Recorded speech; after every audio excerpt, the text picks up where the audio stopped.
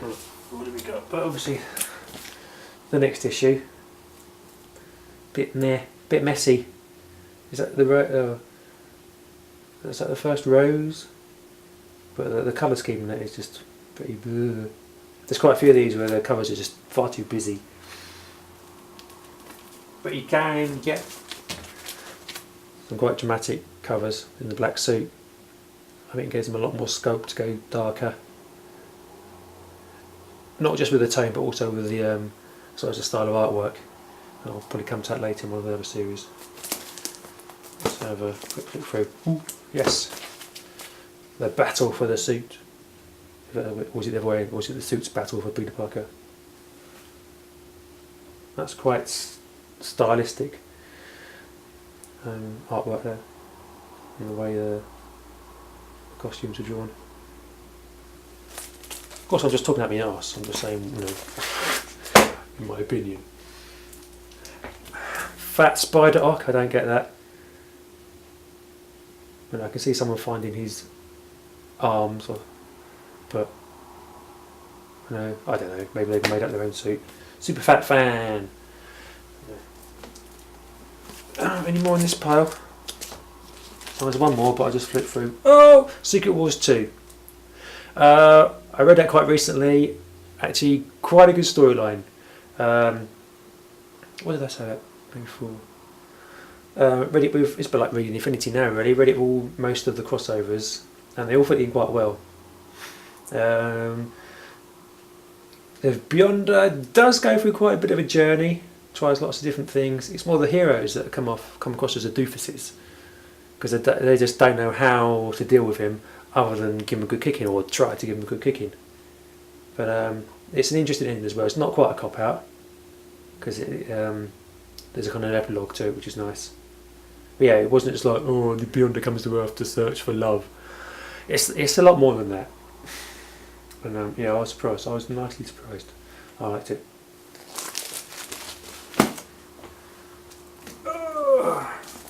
God, Green Goblin, don't know what you've done, do you? Another guy on a floaty thing. It's Jack-o'-lantern, isn't it? Right. I don't know. Nah, that cover's a bit meh as well. Maybe there's a few of these. It's the backgrounds. I think they let it down. Very few colours, very little detail. It's like, well, I've done the main character. Even Spidey there and Hobgoblin. They're a bit. Oh, I'll do a quick outline for them. That would do. There's not much detail in it. There's no depth to it. It's a bit. Yeah, there are a lot like that. But again, you get a couple as contrast. Very little in the way of background. A lot of detail there, but you know, simple colour. But the black costume just really lifts it. I mean, you know, the black of Spider-Man and the red of Daredevil, great contrast. And it's just the two poses there. You don't need any more than that, really. You could have that on a complete white background. Again, it's just Spider-Man, whoever the antagonist is, and sort of a neutral background really works. Whether that just contradicts what I've been saying before, I don't know. There you go. This is the kind of thing that I suppose they've been prompted to do with the black costume, is to go darker in the covers. Life in the Mad Dog Wars. It's not quite a kiddie friendly cover, but I think it shows probably a maturity that wasn't necessarily evident before, or a slightly new direction in storytelling, which obviously widens the scope of the stories you can tell, which is great. I should take a leaf out of that book now. Right, let's just do these ones. Right. 298 and 299, which are the first Todd McFarlane Spider-Man. The first with the curly web strandy things with the wiry wire thing, and the big kind of floppy pointy feet. Great. Again, it's not necessarily more detailed artwork, but I think it's finer in the way he's drawn the body and the faces. Lots of short strokes, I think, rather than, I don't know, not so much there. That's much more cartoony than he's going for the. He's still cartoony still, but there's a lot more realism put into the, the renderings. Right, and again, after that we have number 300. Very nice. And it's another kind of cover design that's come back a few times. Its variations, not least of which is 301. But yeah, this is one of the last ones to get as well.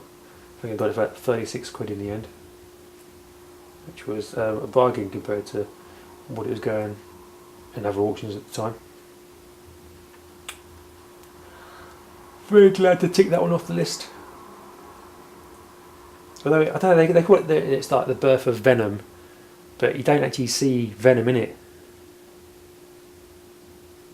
So does he actually see him in 300? 101? I'm not really sure when it's, the first actual panel you see the symbiote as Venom. Where it's just a big build up. This is the big build up to something that's coming up. Because in the first dozen issues from 300, Venom's there quite often. Apologies for the jump there. The camera reached its 12-minute mark recording limit and stopped without telling me. We basically got to the bottom of pile 2 anyway. So moving on, we have number 306, an obvious homage to Action Comics number 1. Something that quite a few titles have done. And then we have a Christmas one. A cheery Christmas story of Peter and Mary about to be evicted. Ho ho ho. Green Giant. Right. We have quite a nice copy of 315, which is the first Hydra Man. I suppose you knew Hydra Man was inevitable once they'd made Sandman. It's probably about 20 years between the two. Probably more actually. No, 20-ish years. Hydra Man. Well, I reserve judgment on Hydra Man until I've read the story. There we go. Venom is back. Only 16 issues after he started. Venom just can't stay away. Right, what have we got after that? Well, there's one here. Another one that says the final chapter. Again, there's quite a few that say the final chapter with the same character. So obviously the character bound to come back, as they always do. And just for information's sake, Krypton Comics got this from. I know there's they have an online store, but they have an actual shop in Leytonstone in South East London or South West London, I think, wherever Leytonstone is. But I've bought them from them quite a few times, as well as in Comic Marts. They do have sales on their eBay stuff, and as well as not biting hours, but bit of your best price thing. So there's quite there's bargains to be had from them. And no, they're not sponsoring me. More's a pity. Right, next we have it's the tarantula in a different pose. Bet you thought you'd never see that, didn't you? Right. 1, 2, skip a few. Oh look, Punisher and Nova. Punisher and Nova Spider-Man. I quite like that cover. Cartoony graphics again, but it does what it's meant to do. It could always be a Marvel Now cover, that one. Nova, I suppose that's his signature pose. That's what it says, all their signature poses, isn't it, really? Very nice. And again, what's this? It's not Silver Surfer, it doesn't say. Night Thrasher. No, don't know that one. Dark Hawk. No, don't know that one either. Does Moon Knight have nunchucks? I don't know. But a special 3-part gatefold cover, which I'll look forward to seeing whenever I get around to reading it. Oh, Cardiac. The Cardiac storyline in Superior Spider-Man was probably one of, not necessarily a low point, but of a yeah, that was okay kind of point. I don't know whether is Cardiac a good, bad guy? He was a good guy in Superior. I know, maybe it's just the low ones that make the good ones seem better. But yeah, it was an okay story. Right. Next we have the first of the 30th anniversary. Is that two? No, it's not the covers. Let's just see if I can get this going.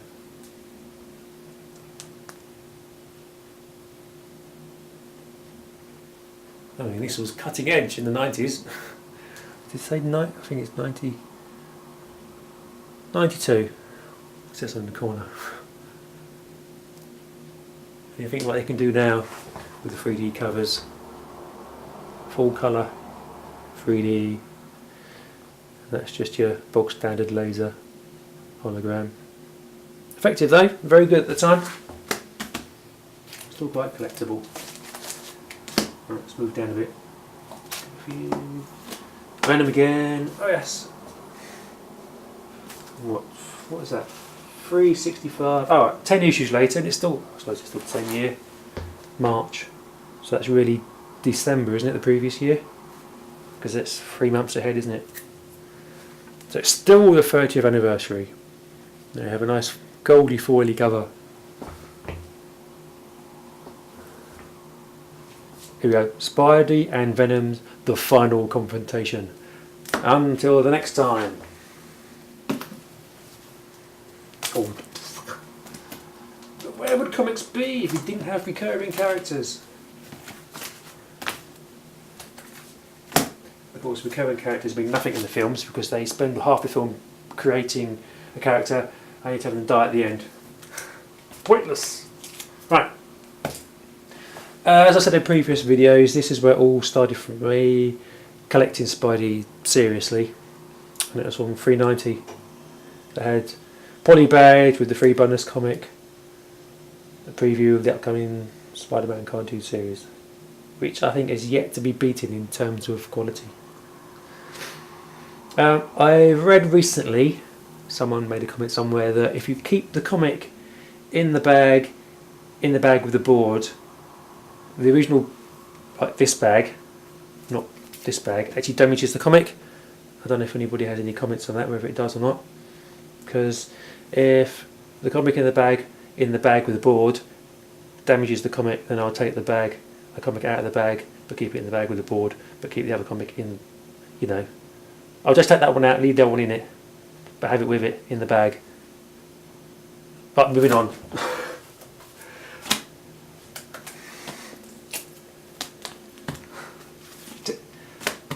If it damages the comic, let me know, please. Here we go. Now, the opposite of issue 50, it's Peter Parker no more. But this is, I don't know why, because this is before the Clone Saga starts. It's not about him finding out who's the clone. Is it? No, it's not. So, I don't know. It's been a long time since I read this one. So I can't actually remember why he's not Peter Parker no more. Or shouldn't it be any more? Oh, I don't know. I don't know no more.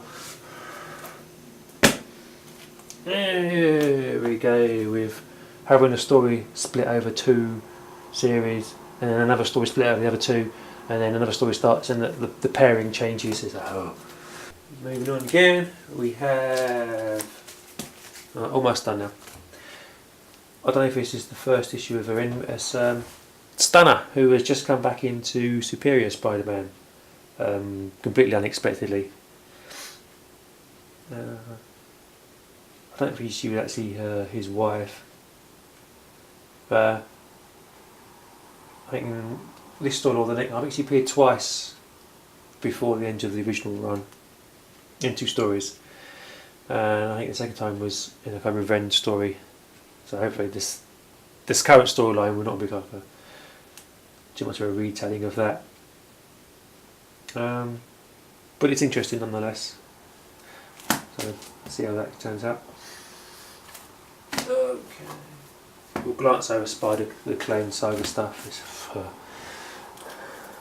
outstayed its welcome. Okay, 400. You're never going to see it on here, but it's Death in the Family. That's a familiar title, isn't it? Oh, well, I won't say much about that because I showed that in the previous video. I'll just skip down. No more stunner appearances. New. Right, there's this oddball here. This is part 1 of 5. Oh, it was 5, 4, 3. Planet of the Symbiotes. I think I've got 2 of these. It's not meant to be very good. I've not even read it actually. Well, I think I read it years ago. But so I've still got the rest of the story to get. I'll get it just for the completist sake, but it's not meant to be very good. 401. I think I've jumped out of sequence. I've suddenly jumped to the Amazing Scarlet Spider. That's not right. But obviously those. Oh, maybe that is right. Yes, it is right. Or is it? Perhaps I'm just. I thought it happened later. No? I don't know. Well, perhaps after that was the last regular Spider-Man.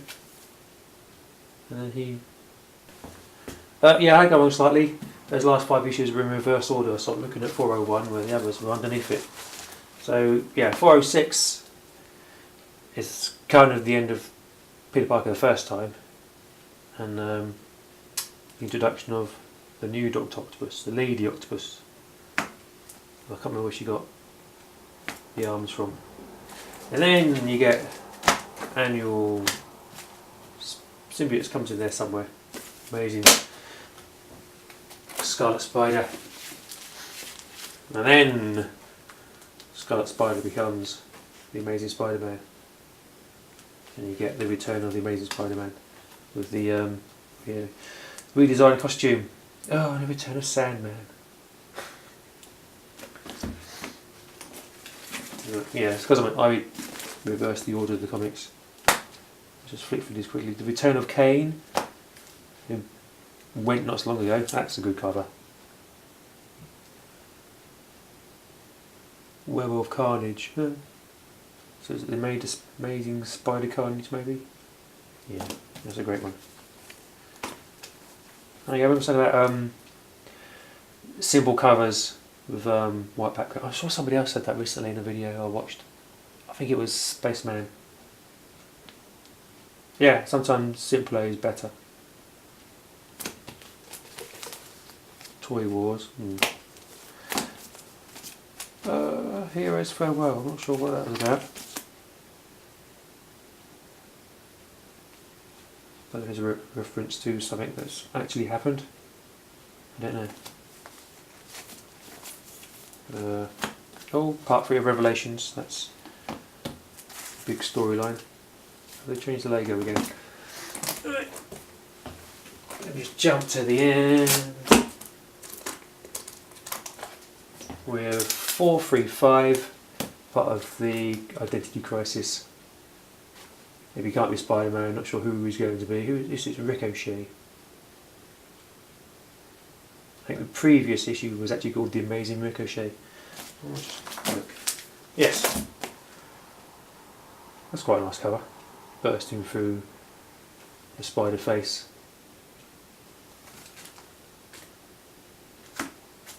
Nice. I think there's one of these, each different character for each series, which we'll get to in due course. What have we got here? Spider-Man saves Daredevil against the big, whatever that is. Oh, Daredevil's back to his normal costume. Daredevil armour didn't work out then. What's this one then? How is Webster responsible for the Age of Heroes? Find out inside, we will indeed. The last one I mean, no. The very last issue of Volume 1, 441. Final chapter. Does it say? No, that's all it's called. Storyline was called The Final Chapter. Next, the return of Norman Osborn.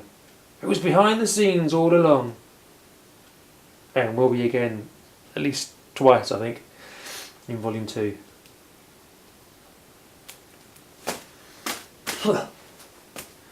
It's a lot of reading matter. A lot to get through. Well, thanks for watching. That has been Amazing Spider-Man Volume 1 and the end of part 1 of this, I suppose you can call it a series, mini-series. The next video, of course, will concentrate on Spectacular. So we'll see you then. Bye!